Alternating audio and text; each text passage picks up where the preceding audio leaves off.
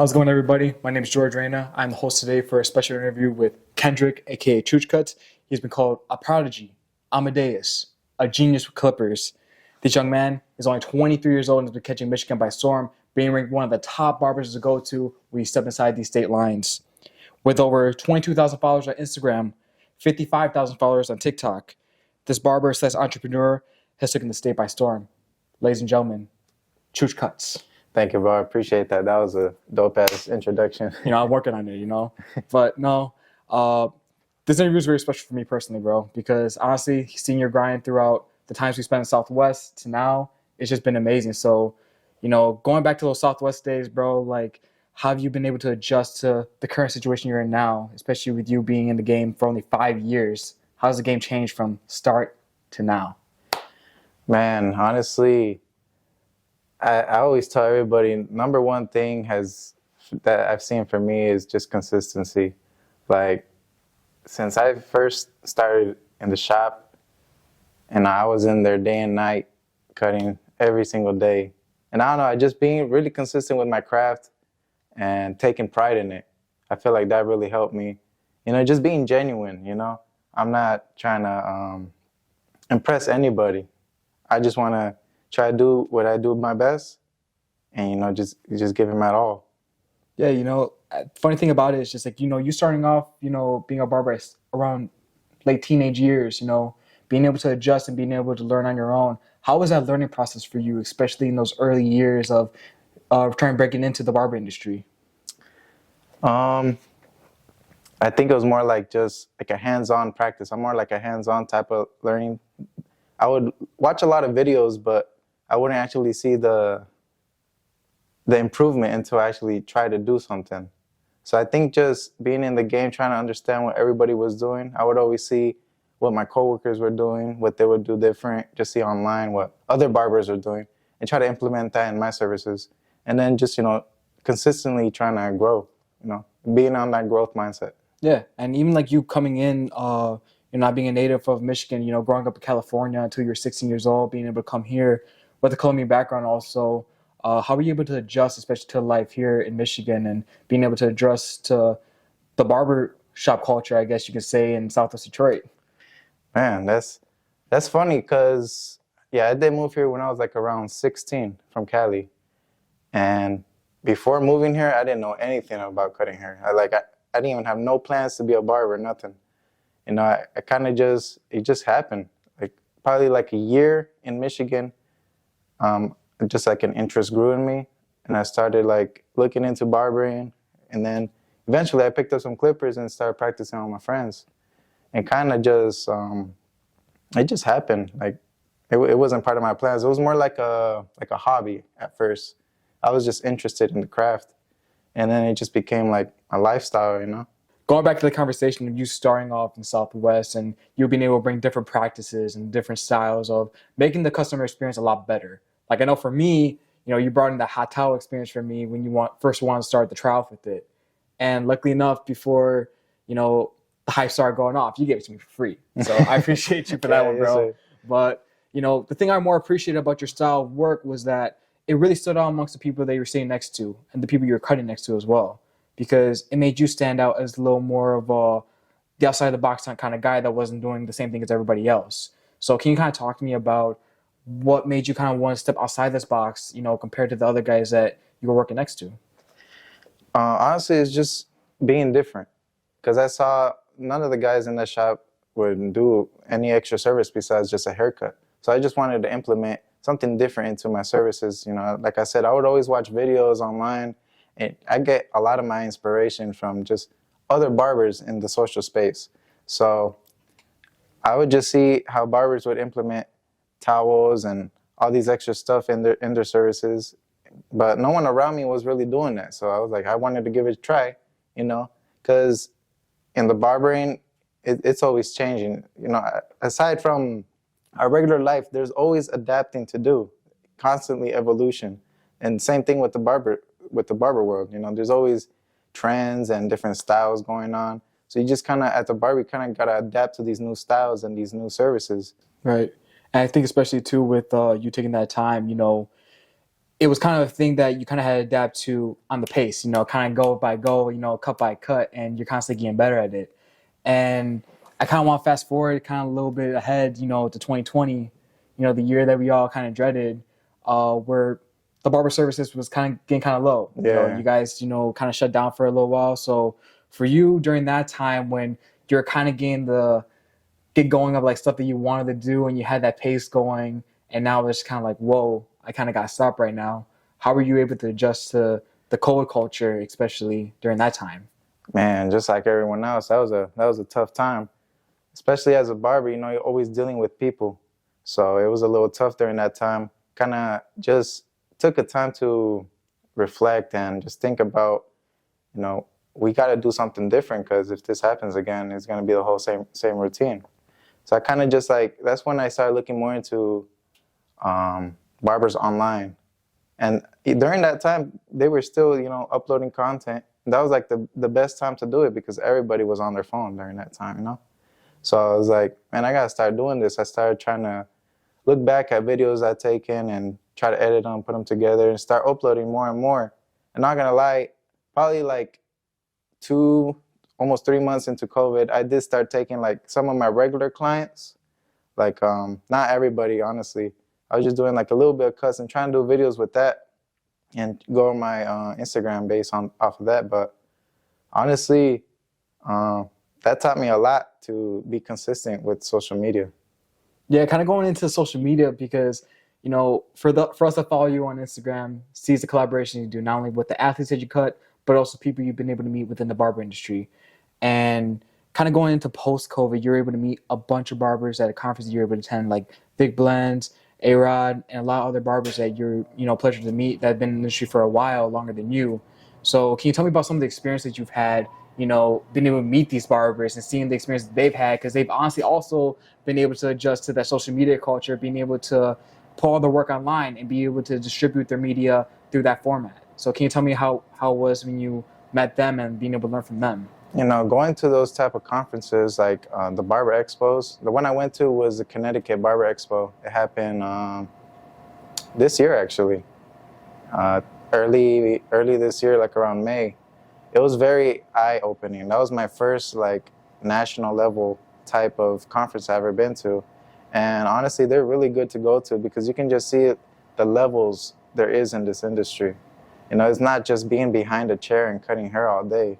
There's so many things you can do in this industry. Yeah, like I met Vic Blends. Most people know him. He started off as a barber, but man, the level he's grown to is insane, and it's all within the same industry. So like, there's no cap to where you can go as a barber. Honestly, I think there's so much growing you can do. Right, it's all about establishing yourself and being able to stay consistent with what you're doing. I think with the consistency, it's really cool just seeing you being able to stay consistent with your format, and you being able to keep up with the social media aspect of things, but also you being able to let people know of the clients that you've been cutting.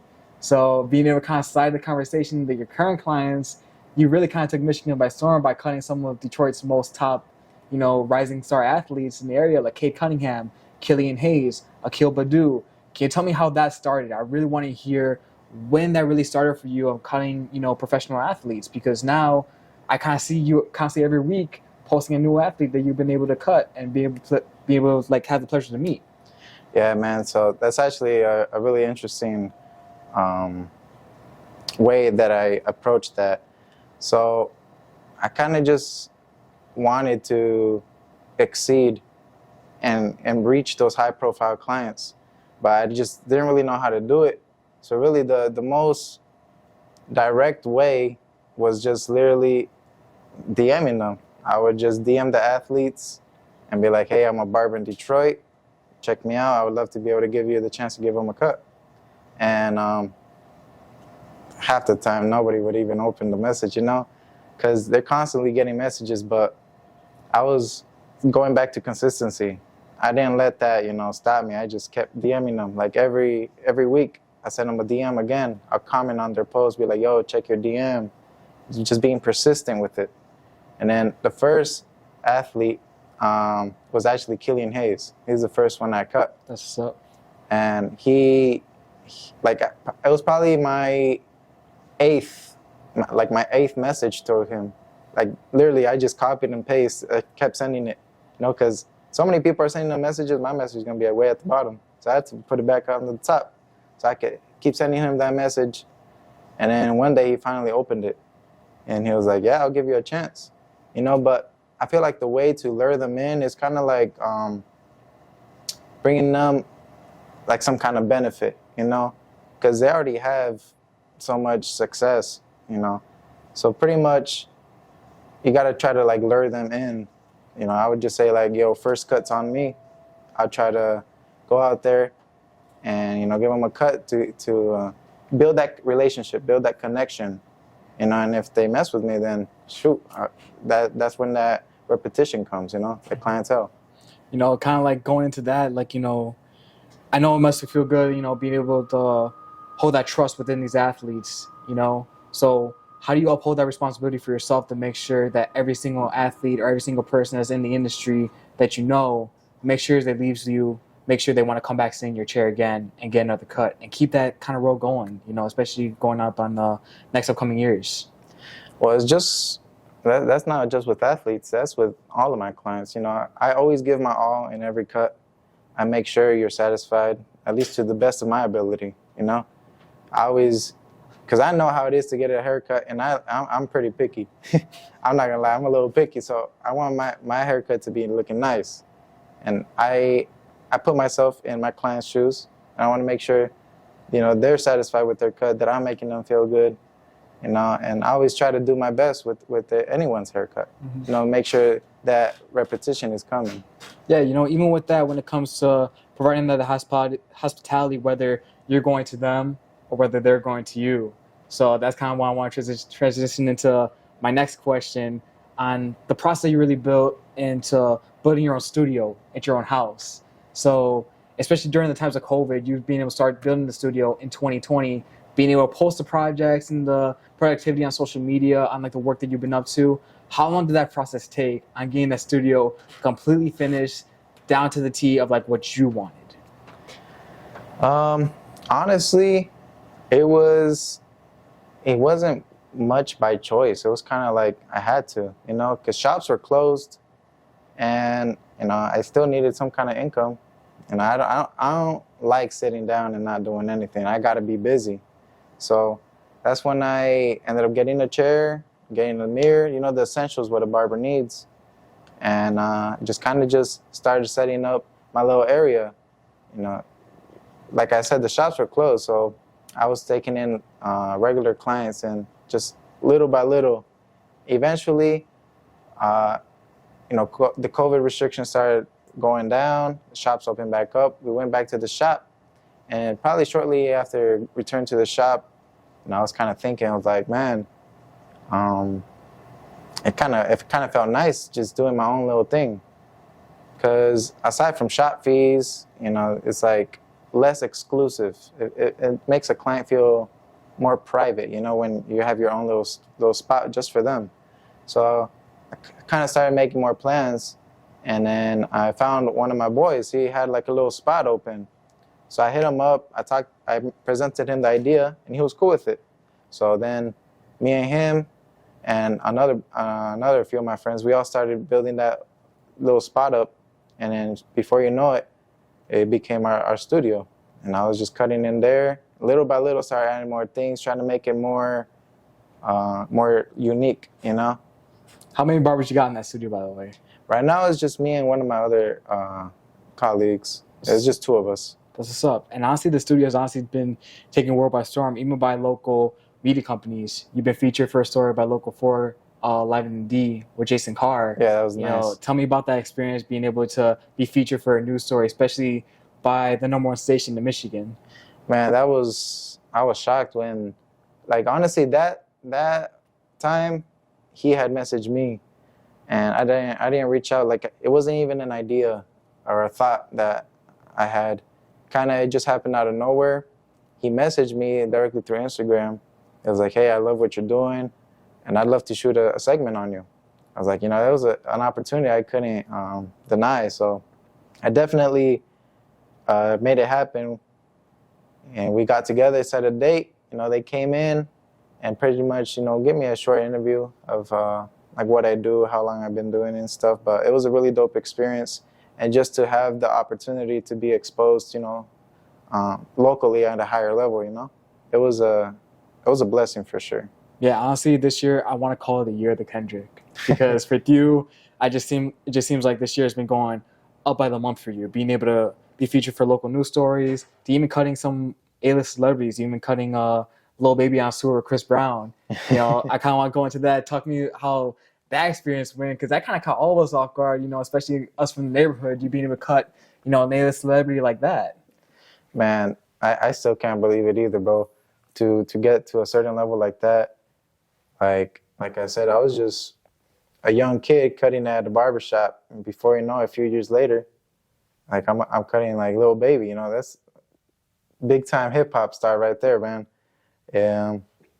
But it all goes back to my same method. Literally, I was just I found out he was gonna come into town, so I just tried my best to be able to get plugged in with his group of people. Because, with someone that big, it's almost impossible to get in direct contact with them. So I kind of went onto his page, did a little research, see who his main people are. And then I tried to find their social medias. And I would message them. I probably messaged I was at least 12 or 14 of them. I was messaging them. I found out he was going to come like 2 weeks prior to this. So that I started messaging him 2 weeks before his show. And every single day, I was sending them the same message. Yo, Lil Baby's gonna come. I'm trying to cut him up. I was like, I won't even charge him. I just want to have the chance to cut him up, And I kept doing that for the whole 2 weeks. Literally, one day left before the show, I kept sending it. I sent it like 3 times that day, and I would like be on the comments, like, yo, check your DM. And then the night before, one of the guys responded finally, and he was like, this is who you need to talk to. He sent me his Instagram page, and apparently it was Lil Baby's chauffeur, like his driver. Mm-hmm. So I was like, oh, man, this is dope. So I messaged him, and I just kept blowing up his DM, bro, because it was literally the next day. So I was trying to get in there, make it happen for sure. And he didn't respond. I was already kind of losing a little bit of hope. I was like, man, I gave him my best. And then that same day, the show was like around 7 at night. He opened up the message like at 3 p.m. And then literally what he said, he was like, if you're gonna cut our hair, you gotta be the one. I don't even know what that meant. But I just sent him a message and I was like, I am the one. And then after that, he just sent me his phone number and I called him and we made it happen. He plugged me in. I went over there, but I was like shaking. I was like, man, this is really happening for real. I went to the shop, packed up my stuff. I started heading over there to the venue. From the shop, it was like about 50 minutes. But since everybody was already going over there for the show, it was a lot of traffic. So I was trying to do my best to get there. He was like, go through the artist entrance where like all the musicians go. I went there. I got patted down at least like 4 times trying to get to the bag, bro. I parked there. They patted me. They put me to another area. And then they called like security to make sure, like, yo, you got a barber coming out here? And they were waiting for his confirmation. So after that, I went to another area. They patted me down. And then they picked me up like on a little golf cart, I guess like people from the venue. Mm-hmm. And they took me all the way to the back. And then I was walking through the hallway, and then they patted me down the last time right there, make sure, they have some high security with them people for sure. And as soon as I walk in the room, Lil Baby and his whole gang right there, man, it was dope. It was a dope experience for sure. I cut him up. It was like literally minutes before he went on stage. When I started cutting him, Chris Brown was already performing. Oh, wow. So it was like literally minutes before. The experience cutting him up, it was really quick. I probably lasted like 10 minutes on his haircut because he needed to go, I feel you. But it was dope, man. And then I ended up cutting some of his other boys right there too. I probably did a total of like 8 haircuts that day. 8 haircuts that day. Yeah, just right there in the backstage room. It was. Man. I was pretty much there like the entire show, but the whole time I was just cutting hair. Man, I mean, even kind of going off of that, keeping that consistency, even like with the people that are with him. Yeah. You know, you've been able to maintain that consistency with all your clients, not just the celebrity clientele, but with the local clientele that you've been able to maintain. And with you, especially with you being able to gain all the success and all this momentum, how do you not get burnt out from it? Especially talking to the younger barbers out there that are just breaking into the game and putting in the long hours too. And, you know, how do you not get burnt out? And how do you maintain that motivation to keep going from the next cut to the next cut? I mean, everybody gets burnt out, bro. You know, we're all human. We all get tired, but like literally it's all mentality. It's where you want to be, what do you want to do, how do you like where do you see yourself in the future? You know, really what motivates me the most are my parents. You know, right now in Michigan, I'm the only one here. I don't got no family besides my girlfriend, but I have no family here. My parents stay in Florida, and they're getting older. I'm the youngest one from my family, so they really like push me to be able to give back to them. You know, my pops, he was working for nonprofit his entire life. My mom never worked, and right now he's just living off of savings. My pops don't got no retirement plan, and you know he's getting a little sick too. So that kind of just pushes me more to be able to, you know, give back for what like how they raised me and how they treated me, you know, as a kid. You know, I'm blessed to say both of my parents were very good to me, and you know I'm very grateful for that for sure. But it was just kind of like I want to be able to give back, and they're my greatest motivators. But really, I just try to see myself like I don't want to be working like past 40, past 50. Like I don't see myself working that long. So I try to put in the most effort and the most, you know, grind right now that I can to be able to get to the highest possible level. Man, that's amazing, man. Even like coming from your family, man. Talk to me about your family and their reaction to your success right now. I mean, it's a little funny at first. So, like how you said, my family's Colombian, and at first, when I told my parents I wanted to pursue, you know, barbering, they were a little hesitant about it because I had a previous conversation with them before saying that I was going to go to a college and try to do computer engineering. They were very proud of that. But then that's when I started cutting hair a little bit, and it got a lot of my interest. So I told them I kind of want to pursue this. At that time, they were still living here in Michigan. And well, they weren't too happy about it, but you know, they were like, okay, well, if that's what you want to do, you know, then that's all right. At that time, I was still working at a factory. I was at a factory full time, and I was just cutting hair on the weekends. So that's when I would use the time to practice cutting hair and just try to learn more about the craft. And real quick, how many hours are you putting in that factory also? I was putting in about like 50 hours. Wow, still cutting hair on the weekends. Yeah. Man. Yeah, and you know, it's just something I really wanted to do. So I just kept pursuing it, and before you know it, like I was starting to get better at cutting hair. You know, it was doing me good. That's when I decided to just quit the factory and go to the barbershop full time. You know, it caught my parents at surprise. You're like, oh wow, he's actually doing this, you know? Like he got out the factory, because the factory, I would always be dirty, you know? I was dealing with oil and stuff, so I'd always get home smelling and in dirty clothes and stuff. And now, you know, I'm always clean. And I was getting back home clean, you know, still smelling good. And my parents were, you know, starting to uplift a little bit, like, oh, that's, you know, it's going good. And shortly after that, I joined barber school. I was like, you know what? I'm going to dedicate myself to this. I really enjoy it, you know, and it wasn't even like a job for me at that point. It was like my days fly by, bro. They fly by so quick, and that's always a good thing because I'm enjoying what I'm doing. So I was like, you know what? I'm going to go, if I'm going to do this, I'm going to go all the way in. I went to barber school. It took 1,800 hours for Michigan. Wow. So how much time was that they were spending like per week? Per week, I was, man, school and work, that was like the toughest like era of my career so far, because I was doing 30 hours at school and I was still doing 60 hours in the shop. Oh man. So I was like busy 90 hours out of the week.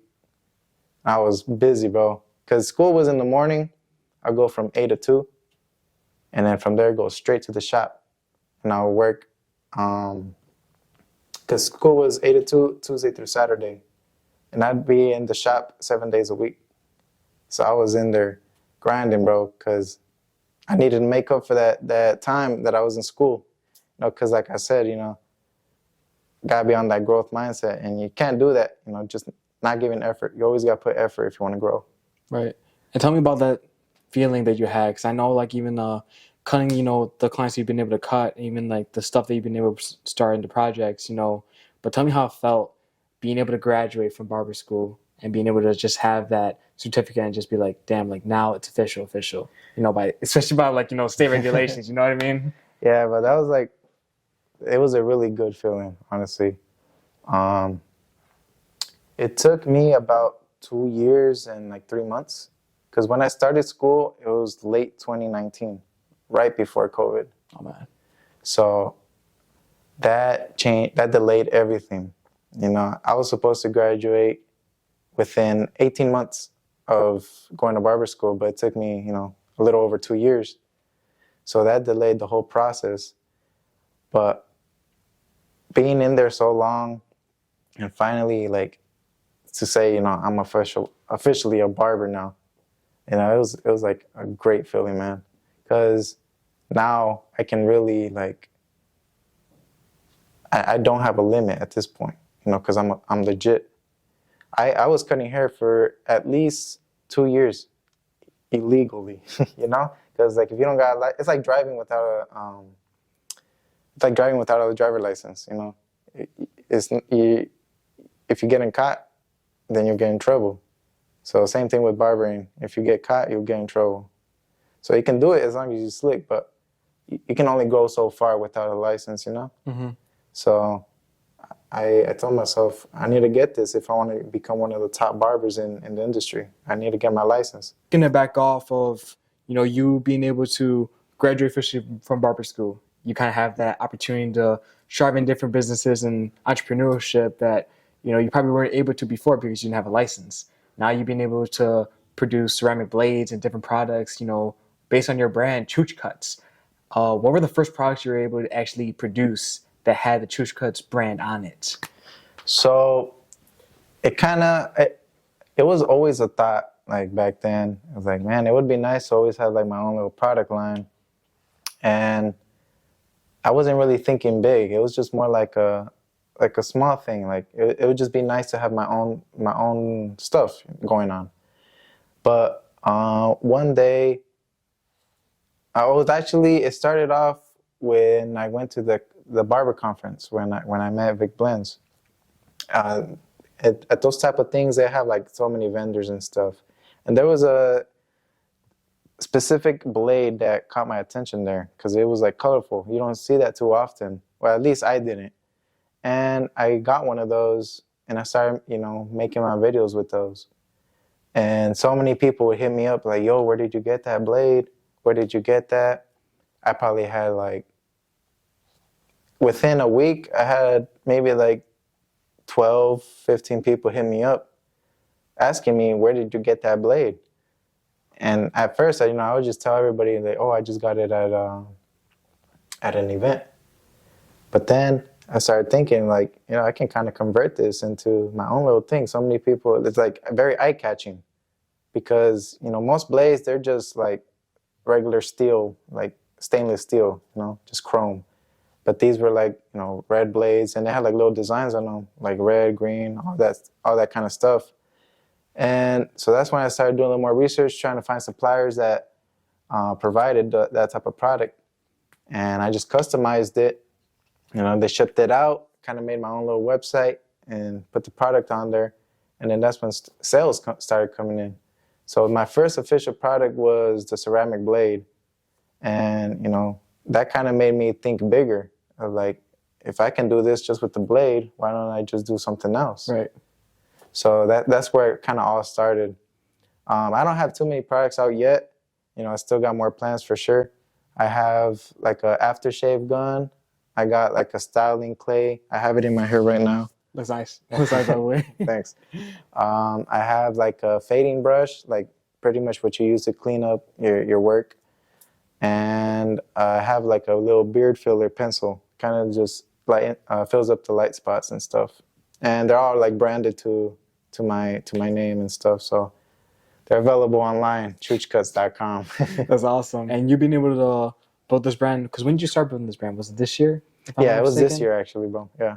So with you building this brand this year, and this kind of goes back from me saying, you know, this kind of being the year of the Kendrick, you know, have you been able to stay on top of everything and just making sure that, you know, you're giving 100% attention to everything you've been doing, especially within that moment? Because I know you've had a lot of stuff going on, a lot of projects, a lot of events that you've been having to coordinate with, a lot of clients you've been having to, you know, schedule too. So how have you been able to maintain that balance, especially with like all these different projects that you've been able to work with?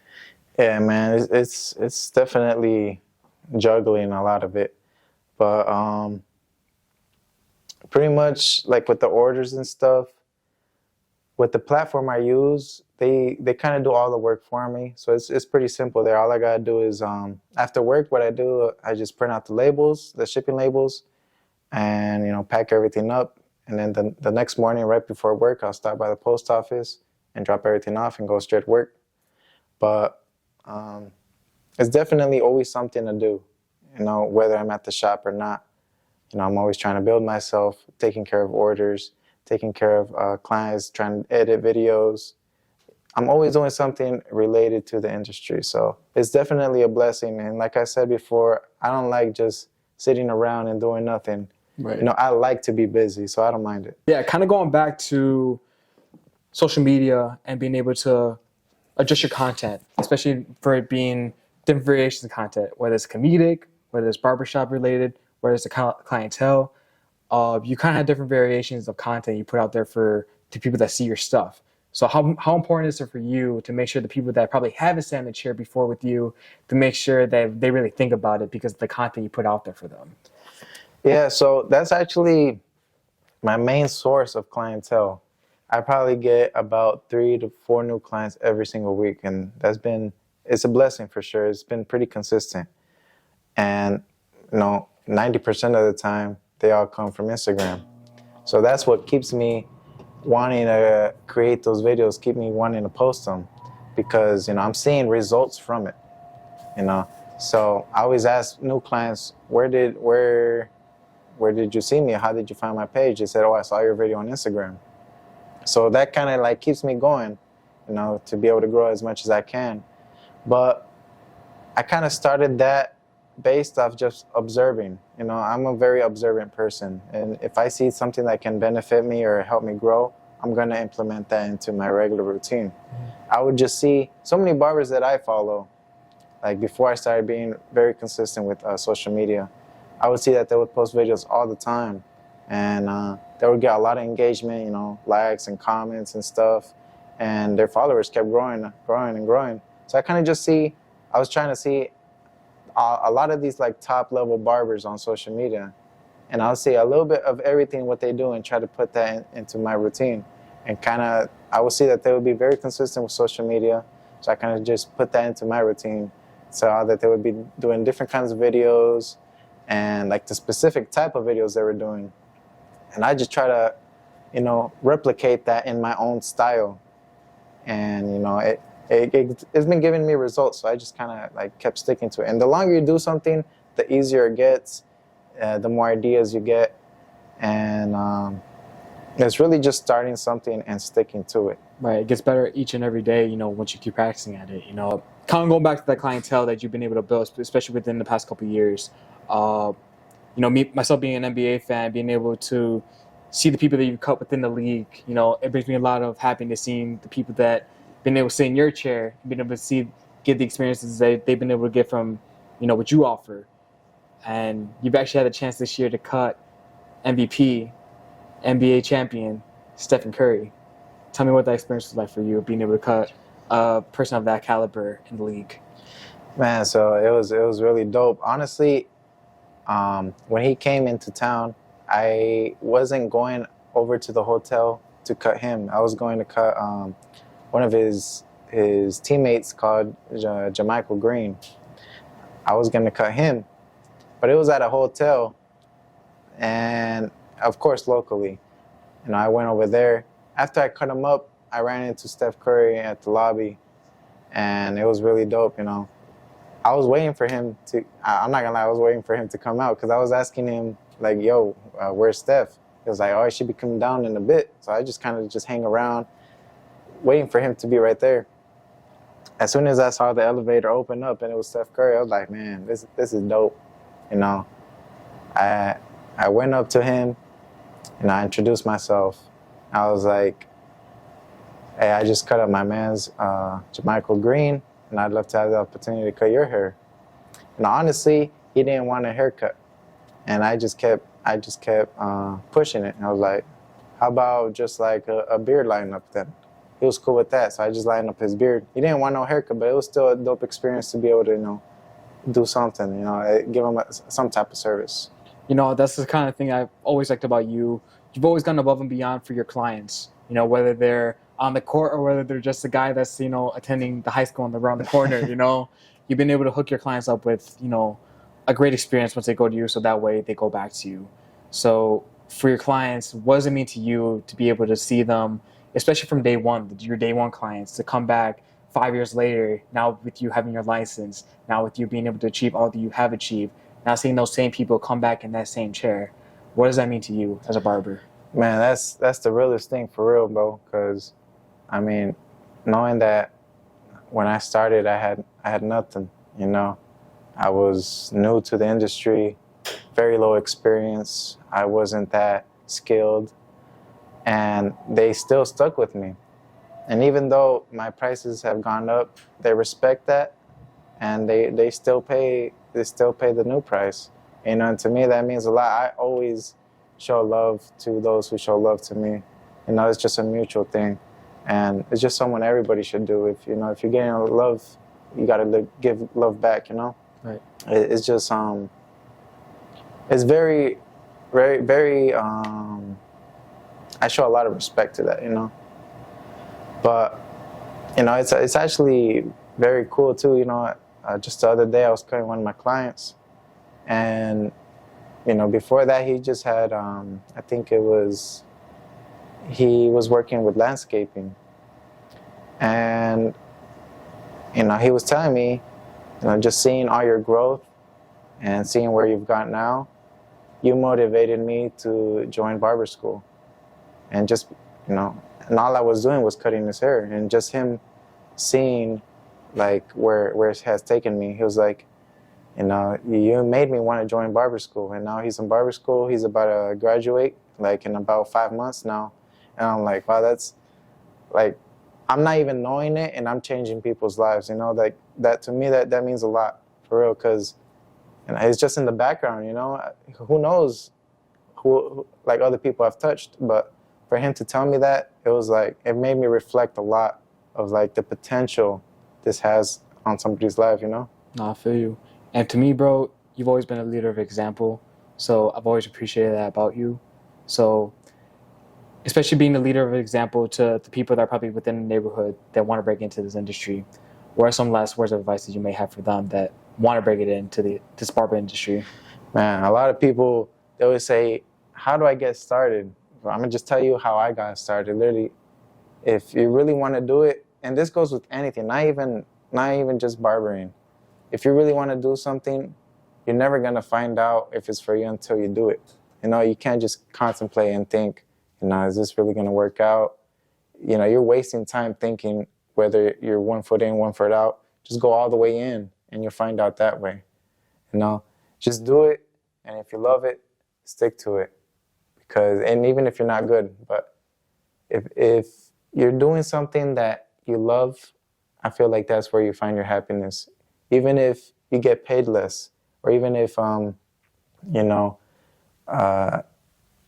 it has certain type of limits. But if you're happy doing something that you love, you should do that. Right. I think we're going to wrap it up right there. Ladies and gentlemen, my name is Jorge Reyna. I've had the pleasure of having Kendrick, a.k.a. Choochcutz, join me for this exclusive interview. Kendrick, Thank you, so much brother. for taking the time, man. Thank you guys so much. And make sure you guys follow Choochcutz. Where can I find you, man? Just where can I find you on everything? So my Instagram and TikTok, they're all the same. It's Choochcutz. That's CHOOCH, Cuts with the Z. And you should introduce yourself too for your Instagram. Oh, Jorge.Reyna Jr. on Instagram. Make sure you guys go follow me. And Kendrick, just thank you so much for taking the time, man. Thank you, brother. Appreciate it.